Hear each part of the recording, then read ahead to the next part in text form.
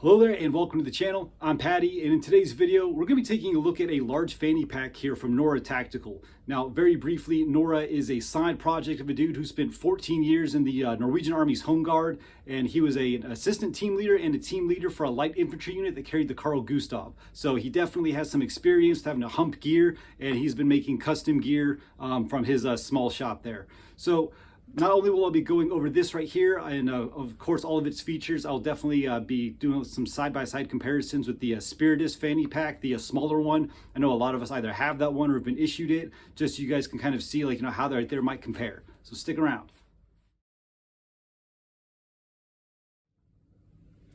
All right, guys, so quickly looking at the Spiritus Fanny Pack Mark III and the larger fanny pack from Nora Tactical, just kind of so you guys can see like that size difference there. Understand that this one right here, this is 10 inches by 6.75 inches by 3 inches. So it is almost the exact same dimensions as the larger fanny pack from Spiritus Systems. But now, so I just wanted you guys to kind of see just that quick side-by-side comparison. If you have something that's smaller like this and you're like, hey, this is just not holding enough stuff for what I needed to do, I would definitely recommend going and getting something a little bit larger. That way you can still wear it in the same fashion as this one right here, but with a little bit more room.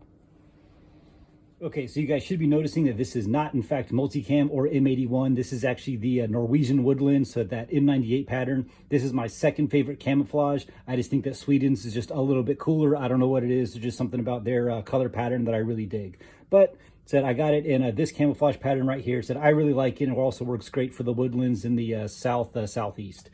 You'll note on the exterior on both sides, we do have the wings. So you, of course, have the webbing here to be able to attach any of those carabiners or those D-rings for you guys who are running maybe your gloves, chem sticks, things like that. And you also notice on either side, we have the buckle. So the strap that it comes with, it's a very simple buckle, and it does have the one wrap that's actually sewn into the ends here. So you can either leave it like this, or what a lot of us end up doing is just kind of rolling it up and then attaching it. But because it does have those buckles, if you're not a fan of what it comes with, you could probably just, replace it with something that you get, aftermarket. Looking at the bottom of this right here, so we do have the grommets on the bottom to be able to actually drain that water, drain that moisture. If you got something like the Spiritus retainer kit, you could probably just run that through here and place a tourniquet on the bottom. But where I've actually been placing my tourniquet is right here. So we have this PALS webbing that's on the bottom of this, and I think that's really cool. Just because what I've ended up doing was, because I am running this here as an IFAK, is that I actually took one of the Blue Force gear, I think it's the TQ Nows, and actually run that underneath. And I'll probably end up getting a second one that I can have two tourniquets running right next to each other. But that is where I'm actually placing my tourniquet. And because of the way that it kind of angles up from your body, this right here, it's not like sticking out, getting caught or anything. It does kind of angle flat down with you. So said, very cool little features there on the exterior of it. So going into the pockets, now we have three pockets that you can use on this one. So the very front one, of course, you have the double zipper, and as you open it up, you'll see decent amount of storage space inside here. There is no hook or loop on the inside of this one, so organization is just kind of whatever you're doing. This right here is where I'm usually going to end up putting something like my wallet or keys or something of that nature. Nothing too crazy about that first one. Here on the main pouch, however, I really dig this. So on the inside flap here, we actually have this stretchier material to be able to store things. I've actually been able to place in these middle two here, I've actually stuck some of the Quick Clot combat gauze. And then on the smaller ones, I'm sorry, they're all about the same size, but because this here is getting stretched out so much by that Quick Clot combat gauze, I've actually placed my gloves on either side of this. And I'll show you guys once I have this actually loaded up. And then on the back side here, we do have that loop material. So if there are any sort of internal dividers, or if you're looking at maybe using this for carrying a sidearm, being able to get into one of the holsters as the Velcro on the inside of it, we'll probably stick to this right here no problem. I don't have any dividers for it yet. And just from what I've been using it, kind of shoving all my medical supplies in here, it hasn't really been entirely necessary.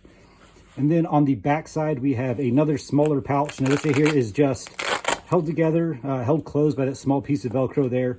But any flat items that you might have, such as your chest seals, will fit in here no problem. And of course, we do have the Nora Tactical tag for his company itself. So there are all the pockets that we have that are on this thing. Really good amount of storage space so that I'm able to fit quite a lot of medical supplies inside this thing. Okay, so this right here is how I am carrying my fanny pack with all the stuff that I'm placing inside it. Once again, utilizing this right here as, you know, a larger IFAK, just the location that, like, you know, I keep like going to, being concerned about IDF. I want to have medical supplies, not just for me, but maybe like, you know, for somebody else as well. So I carry a little bit like more.